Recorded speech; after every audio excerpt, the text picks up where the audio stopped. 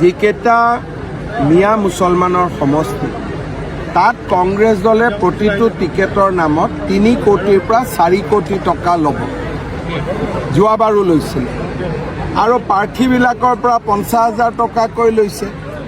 যোৱাবাৰ মিত্ৰ দলে প্ৰতিদ্বন্দ্বিতা কৰা সমষ্টিটো এই 50,000 টকাটো লৈ পেলাই ঘূৰাই নিদিলে।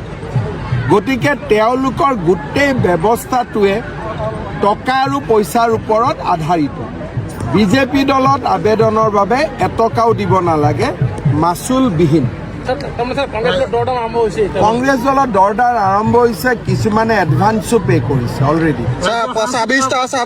26টা সমষ্টি লুৰিণজ্যোতি গগৈ আৰু অখিল গগৈ মাজত ভগাই দিব। তেওঁলোক কিছু অসন্তুষ্ট হৈছে।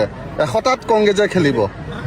চব লুৰিণজ্যোতি গগৈ আৰু অখিল গগৈয়ে যদি সঁচাকৈ 26টাও পায়, সেইটো এটা ডাঙৰে কথা, কাৰণ তেওঁলোকৰতো কোনো সংগঠন নাই। 2-3টা পোৱাৰ কাৰণে তেওঁলোকৰ মানুহ আছে।